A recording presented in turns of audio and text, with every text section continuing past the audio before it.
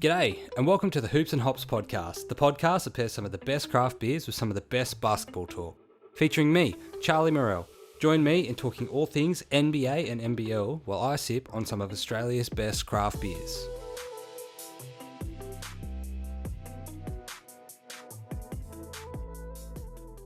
I'm joined here once again by the Blake Willoughby. Blake featured on my last episode where we spoke about the upcoming season and everything else basketball related. For anyone that missed that episode, he's a diehard Trailblazers fan with a love for Damian Lillard. He also plays social basketball in a forward point guard position. Thank you once again, Blake, for coming back and speaking to me. Thank you. Thanks for having me on again. And a quick shout out to my good man, Charlie Morrell. Happy birthday. Thank you very much. Also on today's episode, I'm drinking Beastie Boysenberry Sour Ale by Batch Brewing Company. It's a fresh tropical sour ale. We've finally had some warmer days over the last week, and this beer has definitely hit the spot. Check out the photo I chucked on Instagram the other day, and you'll see how cool it looks. Batch are a Sydney-based brewing company, and you can find their beers in pubs, bottle shops, through their website, or through their own venues. Give them a follow on Instagram or order online to help you with your lockdown blues. And also stay tuned for an announcement at the end of the episode involving Batch. As always, I'll keep drinking this throughout the show, and I'll put a link to the Batch Brewing website in the description of this video and on my Instagram. Blake, what are you drinking today?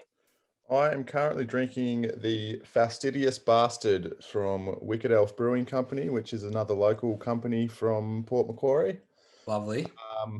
They've been around since 2008, and they're doing some good things there. It's quite good. Nice, good stuff. Wicked Elf will actually be appearing on a couple of upcoming episodes, so stay tuned next week. I'm going to do a bit of an announcement around Wicked Elf. So what we might do, this episode is going to be featuring what we're going to talk about is the greatest of all time in the NBA. Before I get into that, I'm going to talk about some other stuff, though. I want to start with the news. Laurie Markanin is moving to the Cavs on a three-way trade that will send forward Larry Nance Jr. from Cavs to Portland. The Bulls are getting Derek Jones Jr. from the Blazers, along with a lottery-protected 2022 first-round pick. A 24-year-old will receive a 4-year, $67.4 million contract, which is a disrespectful amount of money to earn at that age.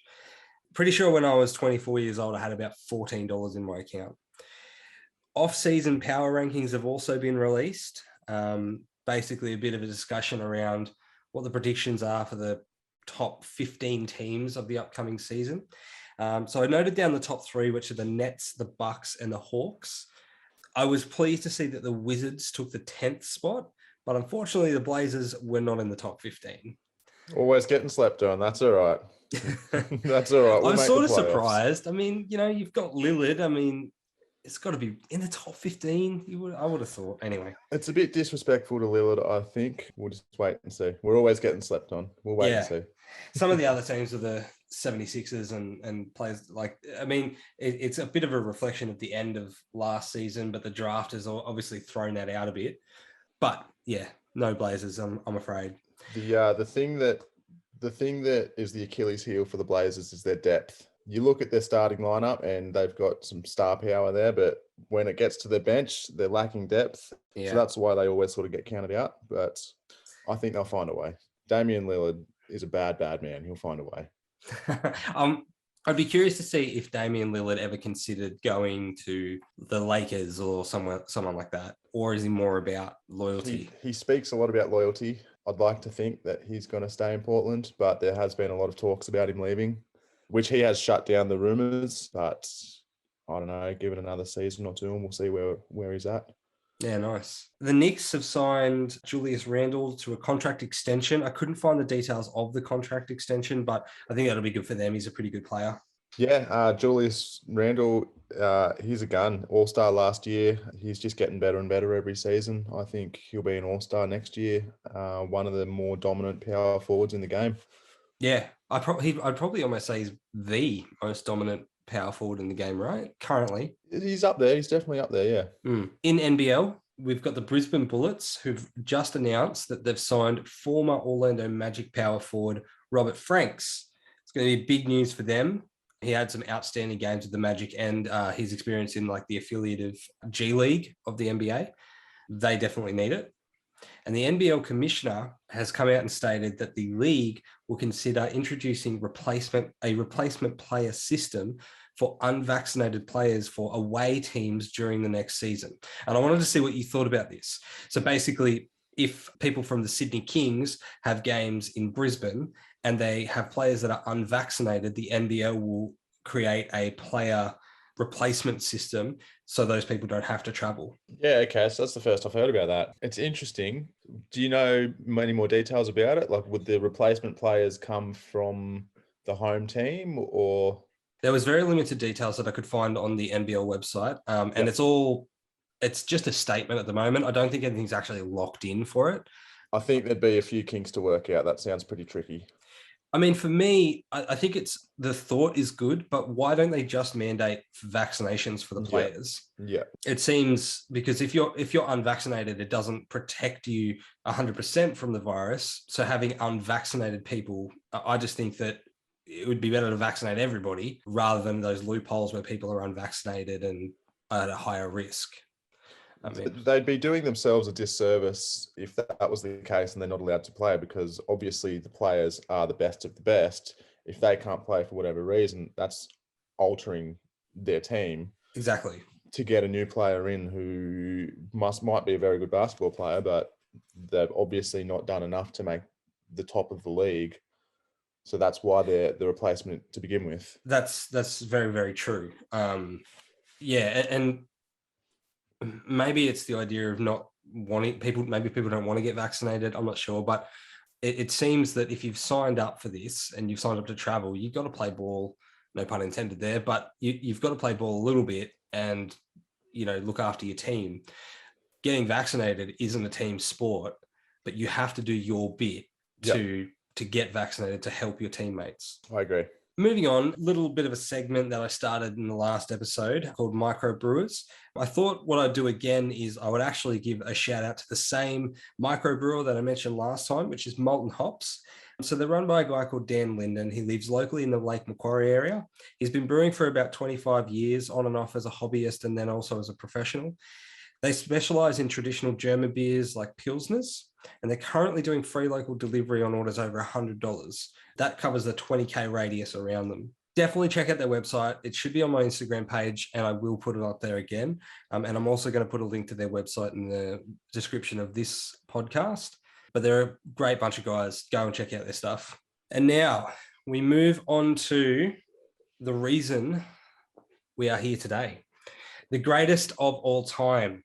So this episode is going to be all about who the GOAT is. Now, throughout the week, I've been hosting a bunch of Instagram polls around various topics of who is the greatest of all time. So we covered who's the greatest current player of all time, who has the best nickname in the league, and some other polls and stuff. The general consensus was that Kevin Durant was the greatest of all time currently playing, and Kobe Bryant had the best name. And there's some other polls as well that I'm not going to get into, because what we're going to do now is we're going to chat about who we think is overall the greatest of all time. Now, I'm happy to kick us off here. It's going to be tough to come to a conclusion here, because depending on who you ask, you're going to get a different answer on who this person is. Heaps of common names are Michael Jordan, LeBron, and then even players like Will Chamberlain, Kareem Abdul-Jabbar, even Magic Johnson, Larry Bird, Jerry West even comes up occasionally. I think Michael Jordan, if I start with Michael Jordan, I think he's the obvious choice. I think the substance of him being the greatest of all time not only comes from his ability on the court, which no one is going to dispute it was great. He was an awesome player, but he was also a brand. If you watched basketball, you would associate basketball with Michael Jordan. The fact that, it's been 20 years since he stopped playing, and people still know who he is, and there's still documentaries being made about his career, and there's still a brand called Jordans and everything else that comes along with that, goes to show you the impact on the game that he had. if you asked me if he was the greatest of all time, I could understand your argument for it, but I'm not gonna. I don't personally think he's the greatest of all time, which is probably going to get me a lot of hate in the comments. But it is what it is. I just don't. I didn't grow up with Michael Jordan. While he played, I was figuring out how to walk. So I had other priorities at the time. What do you think? I think Michael Jordan is definitely the right place to start. He's the center point around the whole discussion. It's always him, Kobe Bryant, LeBron James, and yeah, as you said, Wilt Chamberlain gets thrown into the mix. There's a lot of debate about Jordan's better than LeBron because Jordan has 6 rings compared to LeBron's 4. You know, if that's the reason why someone's the best, then Bill Russell has Bill 11. Russell. Yeah, exactly. Yeah. Then Bill Russell's the GOAT. End of discussion. But I think there's a lot of factors that weigh into it. Obviously, our generation, the entire time we've watched basketball, we've watched LeBron James dominate and also Kobe in the back end of his career. I had the pleasure of watching Kobe when I first started becoming a basketball fan. Kobe was in his prime and he was awesome to watch. I'm much the same with Kobe, to be honest, because I mean, I wasn't really heavily into basketball growing up, but growing up, not many people threw out the name Michael Jordan. It was mostly Shaq or Kobe. When I was going through being a teenager and that sort of stuff, it was always about Kobe Bryant. It was always about Shaq. And obviously that was because Michael Jordan had retired and they were the next big thing. And also with LeBron, obviously, as well, same thing. He's been in the year, this will be his 19th year, been around for a very long time, and he's much the same. I think sorry.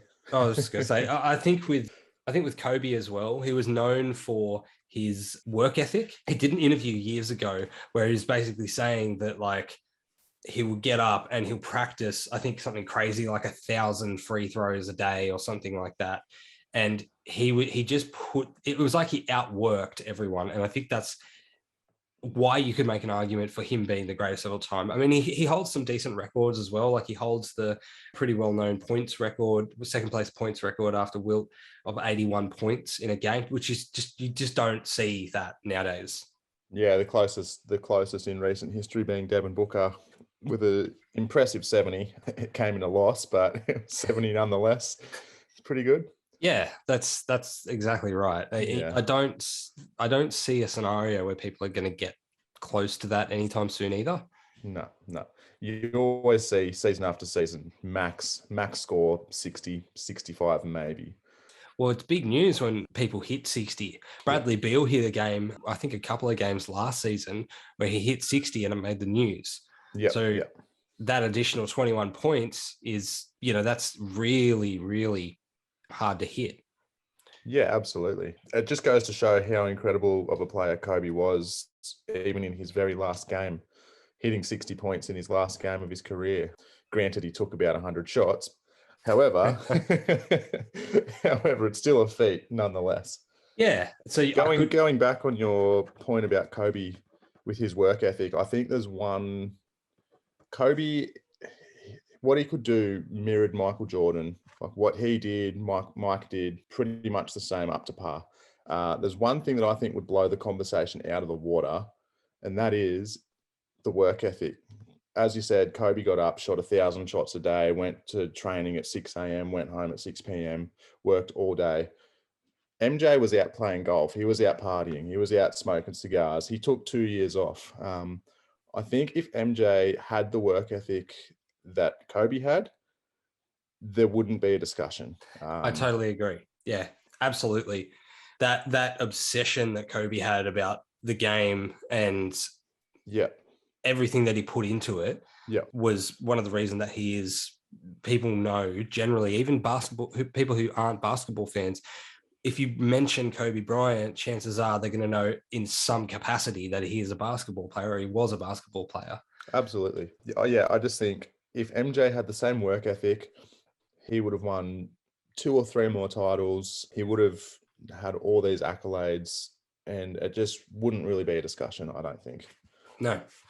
So that being said, I've got another point as well, and it's about defensive players. Now, I think there is an argument to be made for some players that were sensational defensive players, but they don't get put into the GOAT category because they lack in points because they're defensive players.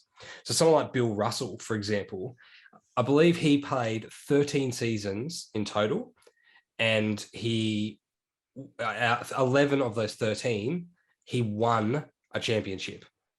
So it was purely defense. And in his era, he terrified people on the court with his dominating defensive abilities. And that you could almost make an argument for is more impressive than shooting the points, having that chemistry. I think the issue with, Bill Russell and Wilt, there's always people talking about how dominating they were back in their era. But the thing is, back when they played, basketball wasn't a career for everyone. Basketball was like a secondary option.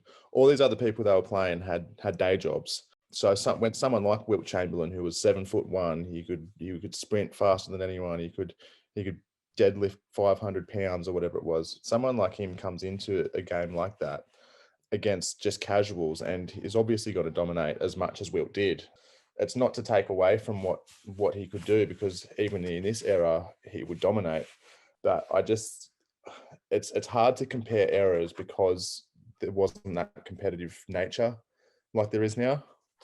I do agree on that as well. It's the same with Wilt's 100-point game. I don't think we're ever going to see that again. And it was just because the style of play was different back then. And you are right. With the being the best in their era, that does make a difference. Basketball is constantly evolving into something different. The amount of money that people get for being one of the best players in the league now is insane compared to what it was back then. Although in saying that, if someone like LeBron did get a job at like Target, I would definitely do my shopping at Target more. So maybe it's not a bad idea. This is true. There's one Wilt Chamberlain record that I am 100% sure will never be broken, and that is 55 rebounds, individual rebounds. And that is solely for the fact that the people that he played against back then couldn't shoot to save their fucking life. So they're throwing up shit from right underneath the hoop. He's 7'1", so he just puts his arm up and grabs it, and off he goes. Yeah, that's never going to be broken. When he's got that natural advantage. I mean, it's much the same for someone like Kareem Abdul-Jabbar as well. Some insane points, and he had that natural sky hook. It was unstoppable. It was unstoppable, right? So, but back then it was a different ball game, and I think if Kareem in his prime was to play nowadays, I think he would struggle to be that dominant. Yeah, I think he would too. We'll just leave it at that.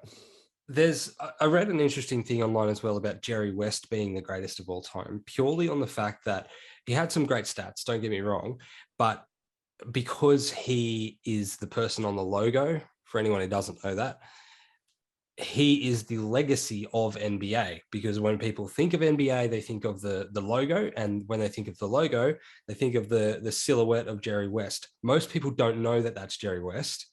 In fact, I didn't know that for a long time. I had to Google it myself.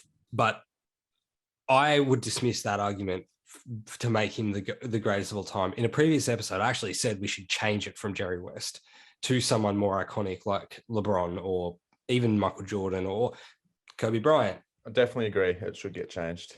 The NBA needs to keep up with the times. The game itself is always evolving. I think that just should be the same for the logo. Absolutely, yeah. Another concept I sort of want to get into here as well is the concept of the greatest of all time players not just being an athlete. So this is where I actually think that LeBron has it over Michael Jordan. LeBron, outside of the court, is a huge philanthropist. He does a heap of stuff for young people and charities and that sort of stuff. I believe he runs a school and the I Trust Foundation. That's right. Something like that. Yep. He does a lot for the community. He also has that nice combination of sort of similar work ethic as Kobe Bryant. Like his attitude is like, when you're on the court, you're here to work. And I think that's his points, and his career reflects that attitude a little bit as well. Where I think he falls down a little bit is there's something to be said for loyalty. We were chatting before about Damian Lillard, and he's known for his loyalty. And there are a bunch of other players like that as well. But LeBron has changed from, I think he started in the Cavs and then went to Miami. Yeah. Cavs, then to Miami, then back to the Cavs. Back to the Cavs, now to the Lakers. Yep. So I think they lose a little bit of credibility there, but I think he also has that over Jordan still. Also, LeBron has been playing for 19 years, and he doesn't look like he's going to slow down anytime soon. And that there's something to be said for that as well. Also, on that topic of being more than an athlete, someone like Kareem Abdul-Jabbar, for anyone who doesn't know, Magic Johnson retired because he had HIV. And he spoke about how he went through a really tough time where people thought they would catch HIV if they shook his hand or they shared a locker room with him. So Kareem took his spare time to go around the country basically and spread awareness of HIV to try and help some of the stigma that was coming Magic Johnson's way. And I think that is a great argument for who is the greatest of all time, because you could have someone who is just on the court, all business, or you know, that other person that's like also the greatest of all time off the court as well. Yeah, I didn't realize that about Kareem. So that's awesome for him to go and do that. Yeah, off the court as well as on the court, I think LeBron hands down wins it every time. Just everything he does for the African American community, for the young community, for everyone really in general. He's poured millions and millions of dollars into charities and all sorts of things. The school, the I Trust Foundation, to get kids through college. Off court, he's absolutely the GOAT, hands down. That's what I think. He is a good embodiment of what the NBA culture should be. That selfless nature. He's giving back to the community. And I mean, everybody knows that LeBron makes a lot of money from basketball. And the fact that he's giving it back is brilliant. And I when I was doing my research, I'm sure there probably is examples of Jordan doing the same sort of stuff, but it was not easily accessible as it is with LeBron. LeBron does have a little bit of a Hollywood complex. He's, in all the Sprite commercials. He's obviously done the new Space Jam movie and stuff like that. But I still don't think he makes up for it by being such a good philanthropist. He can do all the work that he wants and make all the money he wants, but if he's giving back to the community, I sort of think it's okay. Yeah, no, I agree. He's going to Hollywood. He's doing it all. He's doing the commercials. He's doing the movies. He's living that LA lifestyle. Yeah, definitely. But as you said, he's giving a lot back to the community that he lives in. So anywhere that he goes, he makes that community better just by being there. The amount of money and goodwill that he puts into those communities, absolutely is just awesome. I think if you ask me who I think the greatest of all time is, I think my answer would be LeBron based on that. I mean, there are some honorable mentions, but they're definitely almost, they're up there. They're up there on the list. Let me start with Shaq. Now, Shaq was not known for his free throwing ability. I think it's almost become comical, but he was Hacker Shaq was real, man. Hacker Shaq was real. But he was again in the same boat as like Kobe, where if someone said Shaq, I knew who they were talking about. And watching him on the court, it's like he's just a machine. He's like a bulldozer running around the court. I think in a game of one-on-one, Shaq in his prime would beat just about anyone in their prime. Yeah. I think in a one-on-one game. Unless it was free throws, but yeah. He would just get into the post, back them down, bully them into the basket, and then just dunk it every time. Yeah, absolutely. Absolute dominant player. And he has a really good off-court personality. He's really funny. Shaq is fucking hilarious. Yeah, he does heaps of funny shit. It's yeah. Shaq and a Fool is one of my favorite segments yes. around the whole NBA season. Yes. Shout out to JaVale McGee, Shaq and a Fool, legend. Oh, it's so true. And the stuff he does on like the Comedy Central roasts, it's just brilliant. Some other mentions were going to be Magic Johnson, Larry Bird, and Tim Duncan. Like all great players. Tim Duncan, very underrated in the GOAT discussion, I believe. One of the most dominant power forwards ever of all time. I think he's very underrated in all these discussions. His name doesn't really get thrown out. I think they should throw it out a bit more. I totally agree.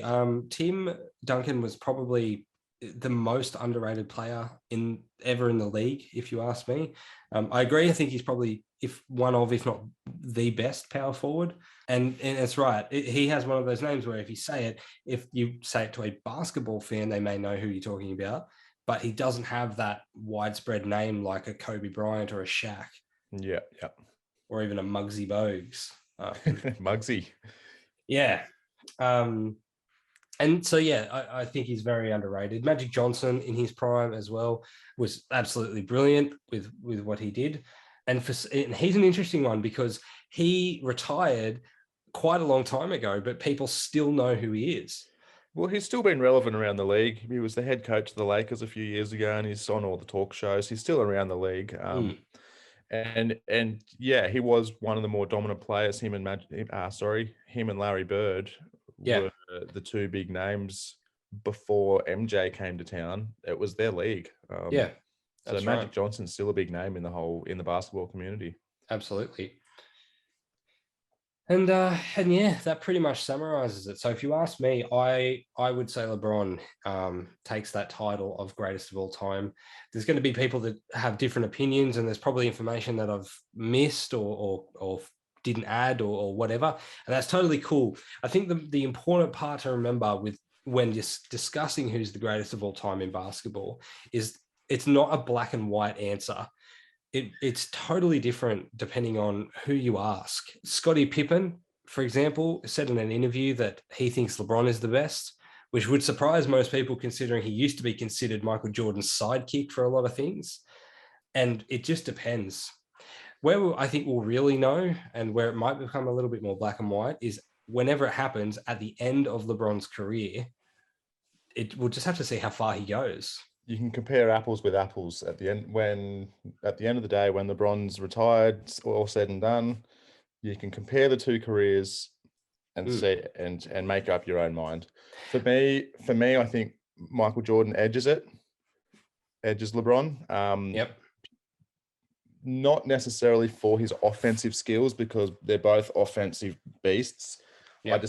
I just think Michael Jordan had more of a defensive edge. He was a pretty good defensive player.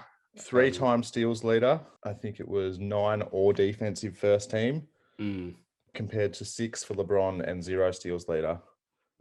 He was also the scoring champ 10 times compared to 1 for LeBron. So that says something there too. Yeah, that is very true.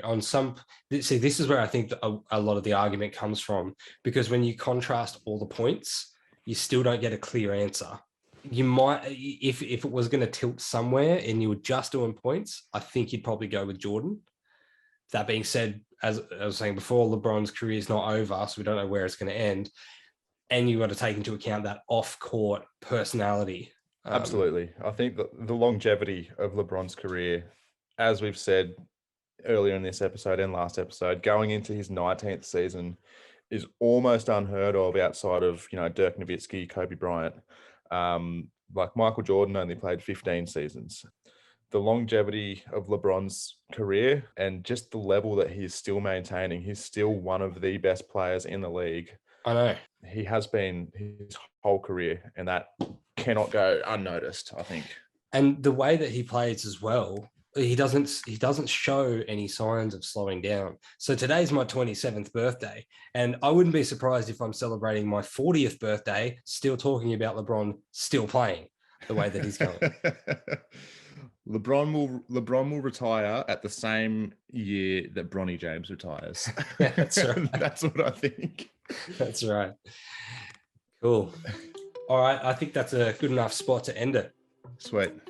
So thanks so much for listening to this episode of Hoops and Hops. Make sure you follow me on Instagram at the Hoops and Hops. And don't forget to subscribe to the podcast so you stay up to date. Thanks again to Batch Brewing for sending me in some great beers. I've been drinking Beastie Boysenberry Sour Ale.